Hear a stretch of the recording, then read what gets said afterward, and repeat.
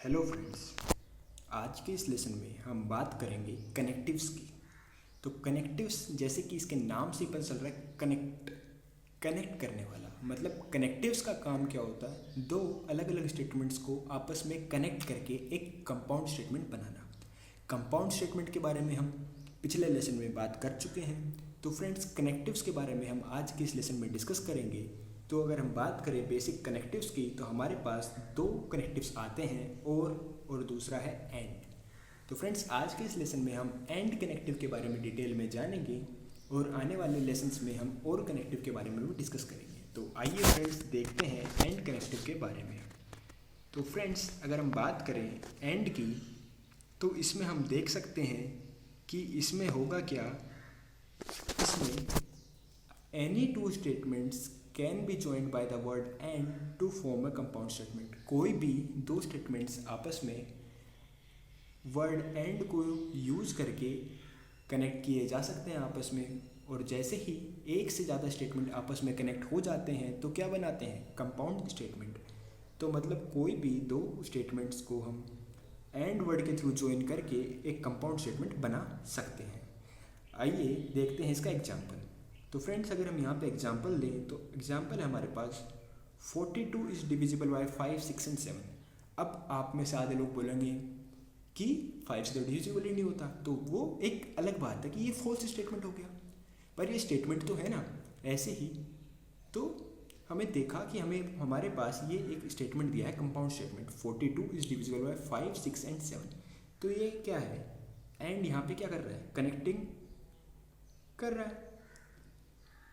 एक से ज़्यादा स्टेटमेंट्स को ये आपस में कनेक्ट कर रहा है। तो आप लोग बताइए कि इसमें कितने स्टेटमेंट छुपे हैं। इसमें अगर हम बात करें तो टोटल 3 स्टेटमेंट्स हमारे पास छुपे हैं। पहला स्टेटमेंट को हमने नाम दिया P, जो कि हो जाएगा 42 इज डिविजिबल बाय 5। दूसरा स्टेटमेंट हमारे पास हो जाएगा 42 इज डिविजिबल बाय 6। और तीसरा स्टेटमेंट हमारे पास हो जाएगा R, जो कि हो जाएगा 42 इज डिविजिबल बाय 7। तो हमने क्या किया, जो एक कंपाउंड स्टेटमेंट गिवन था इसको हमने अलग अलग इसके कंपोनेंट स्टेटमेंट्स में तोड़ दिया। पहला स्टेटमेंट P हो गया हमारे पास 42 इज डिविजिबल बाय 5, Q हमारे पास हो गया 42 इज डिविजिबल बाय 6, R हो गया हमारे पास 42 इज डिविजिबल बाय 7। तो अब अगर हम इसकी डिटेल में बात करें P स्टेटमेंट की, तो 42 इज डिविजिबल बाय 5 क्या है, ये फॉल्स, क्योंकि 42 5 से डिविजिबल नहीं होता। तो P क्या है, फॉल्स स्टेटमेंट है। अगर वहीं पे अगर Q की बात करें तो 42 इज डिविजिबल बाय 6 सही बात है, मतलब ये ट्रू है। R की बात करें 42 इज डिविजिबल बाय 7, ये भी सही बात है, ये भी ट्रू है। तो हमने देखा clearly statement P is false where as statement Q and R are true. तो ऐसे हमने टुकड़ों में तोड़ के हमने देख लिया कि कौन सा स्टेटमेंट क्या है। आइए देखते हैं दूसरा एग्जाम्पल। तो फ्रेंड्स, अगर हम बात करें दूसरे एग्जाम्पल की, तो इसमें हम देख सकते हैं कि हमें दिया गया है 9 is greater than 4 and 2 is less than 7। तो यहाँ पे भी हमारे पास दो अलग अलग स्टेटमेंट्स थे, उनको हमने एंड वर्ड का यूज़ करके आपस में कनेक्ट कर दिया है। तो सबसे पहले हम क्या करेंगे, सबसे पहले हम दो स्टेटमेंट्स को अलग अलग करेंगे। तो पहला स्टेटमेंट हम देख सकते हैं जिसको हमने P नाम दिया, वो क्या हो जाएगा, 9 इज़ ग्रेटर देन 4। ठीक, एंड से पहले वाला टुकड़ा हमारा हो गया पहला स्टेटमेंट, जो कि हो गया 9 इज़ ग्रेटर देन 4। दूसरे स्टेटमेंट Q की बात करें तो Q क्या हो गया, एंड के बाद वाला टुकड़ा, जो कि क्या हो गया 2 इज़ लेस देन 7। ठीक, तो ऐसे करके हमारे पास P और Q ये दो स्टेटमेंट हैं। अब P और Q की बात कर लेते हैं। 9 इज़ ग्रेटर देन 4 सही बात है, तो मतलब क्या हुआ, P हमारा ट्रू है।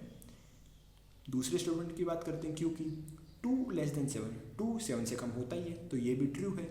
तो यहाँ पे क्या हुआ, clearly both the statement P and Q are correct. तो हमने क्या किया, कंपाउंड स्टेटमेंट गिवन था, इसको हमने अलग अलग करके इसके कंपोनेंट स्टेटमेंट्स में ब्रेक किया, और उसके बाद कंपोनेंट स्टेटमेंट्स के बारे में हमने देखा कि कौन सा स्टेटमेंट सही है और कौन सा स्टेटमेंट गलत है। ठीक, आइए अब देखते हैं एक और एग्जाम्पल। तो फ्रेंड्स, अब अगर हम बात करें इस एग्जाम्पल की, तो इस एग्जाम्पल में हम देख सकते हैं कि हमारे पास दिया गया है 5 is less than 12 and 15 is less than 7। तो फिर से क्या दिया गया है, एक कंपाउंड स्टेटमेंट दिया गया है जिसमें दो अलग अलग स्टेटमेंट्स को एंड वर्ड की हेल्प से ज्वाइन किया गया है। दो अलग अलग स्टेटमेंट्स कौन से थे, एक तो ये 5 लेस देन 12, दूसरा क्या है 15 लेस देन 7। तो पहला स्टेटमेंट है 5 लेस देन 12, दूसरा 15 लेस देन 7। तो अगर हम पहले स्टेटमेंट की बात करें 5 लेस देन 12 कभी होता है क्या, 5 12 से छोटा तोड़ना है, तो ये क्या है, फॉल्स। दूसरे स्टेटमेंट की बात करें 15 लेस देन 7, 15 लेस देन 7, 15 तो बड़ा है ना 7 से, लेस देन तोड़ना है, तो ये भी गलत है। तो मतलब क्या हुआ, clearly both the statements are false. तो हमने देखा कि दोनों के दोनों स्टेटमेंट्स यहाँ पे हमारे पास फॉल्स निकल के आ गए हैं। तो इन 3 एग्जाम्पल्स में हमने देखा क्या क्या कि हमारे पास जो एंड वर्ड है वो किन्हीं भी टाइप के 2 स्टेटमेंट्स को ज्वाइन करने के काम में आ सकता है। 2 फॉल्स स्टेटमेंट्स को भी ज्वाइन कर सकता है ये आपस में, ठीक, ये 2 फॉल्स स्टेटमेंट्स को भी आपस में ज्वाइन कर सकता है। और अगर हम बात करें तो इसमें एक सही एक गलत स्टेटमेंट भी हो सकता है, ठीक। तो इस हिसाब से हम देख सकते हैं कि ये जो हमारा एंड कनेक्टिंग है वर्ड है, ये किसी भी टाइप के 2 स्टेटमेंट्स को कंबाइन कर सकता है। आइए अब देखते हैं कि एंड कनेक्टिंग से रिलेटेड कुछ इंपॉर्टेंट चीज़ें। तो फ्रेंड्स अगर हम बात करें पहली इंपॉर्टेंट चीज़ की, तो वो हमारे पास the compound statement with word and is true if it's all component statements are true. मतलब जो एक कंपाउंड स्टेटमेंट है, कंपाउंड स्टेटमेंट्स क्या, कंपाउंड स्टेटमेंट वो स्टेटमेंट है जो कि 2 स्टेटमेंट्स को कंबाइन करके बना है। तो सिंपल सी बात है, वो स्टेटमेंट तभी ना पूरा सही होगा जब जिन स्टेटमेंट से वो कंबाइन होकर बना है वो सही होंगे। तो बस यही चीज़ दी गई है कि compound statement with word and is true if it's all component statements are true, ठीक। तो एंड वर्ड का जो कंपाउंड स्टेटमेंट है वो तभी ट्रू होगा जब उसके दोनों या जितने भी कंपोनेंट स्टेटमेंट है वो सारे के सारे सही होंगे, ठीक है। दूसरी चीज़ देखते हैं। दूसरी इंपॉर्टेंट चीज़ इसकी ये है कि the compound statement with word and is false if any or all of its component statement are false, ठीक। ये भी सीधी बात है। अगर हमने एक कंपाउंड स्टेटमेंट बनाया है एंड करके, तो एंड का मतलब क्या होता है, इंटरसेक्शन। तो मतलब सब में वो चीज़ लागू होनी चाहिए। तो पूरी तरह से कंपाउंड स्टेटमेंट को सही होने के लिए क्या होना चाहिए, सारे के सारे स्टेटमेंट सही होने चाहिए। अगर उनमें से कोई भी एक, इफ एनी, या फिर सारे के सारे ही गलत हो गए तो कंपाउंड स्टेटमेंट फॉल्स ही होगा।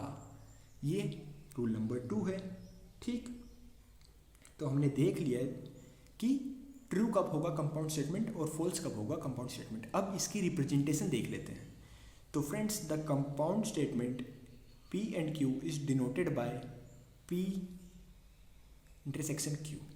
तो जो P और Q का कंपाउंड स्टेटमेंट है एंड वर्ड को यूज़ करते हुए उसको रिप्रेजेंट करने का तरीका है ये P इंटरसेक्शन Q, ठीक।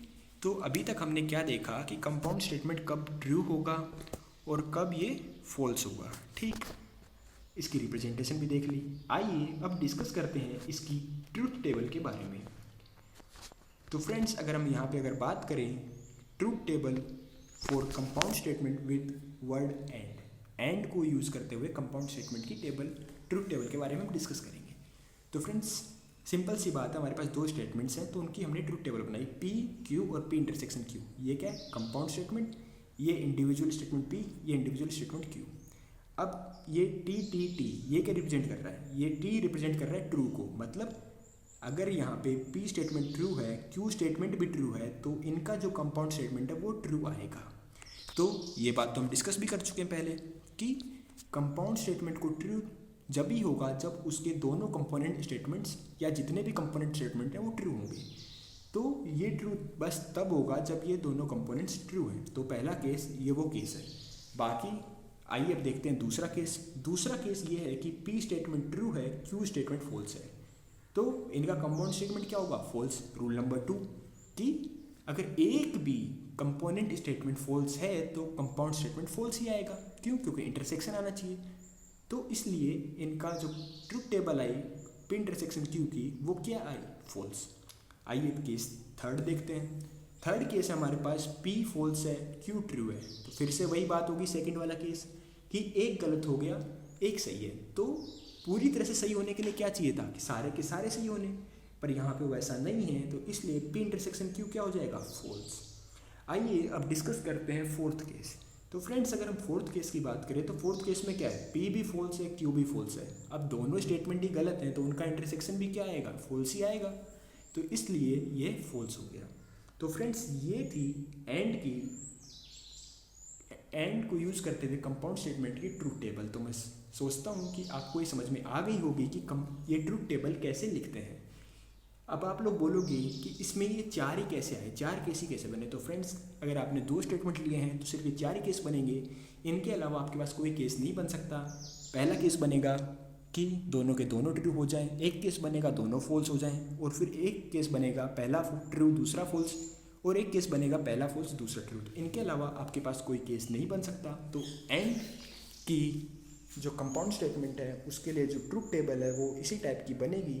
तो बस इसको याद रखना सिंपल है कि जब सारे ट्रू होंगे बस उसी टाइम जो कंपाउंड स्टेटमेंट वाला है वो ट्रू होगा, अदरवाइज नहीं होगा। तो फ्रेंड्स, ये था आज का लेसन। मैं उम्मीद करता हूँ कि आपको ये लेसन समझ में आ गया होगा, आप अच्छे से फेमिलियर हो गए होंगे एंड कनेक्टिव के बारे में। तो मैं उम्मीद करता हूँ कि आपको ये वीडियो अच्छा लगा होगा। तो इसलिए फ्रेंड्स, अगर आपको वीडियो अच्छा लगे तो आप लाइक कर सकते हैं, और अगर हमारे चैनल पे आप नए हैं तो आप इस चैनल को सब्सक्राइब भी कर सकते हैं।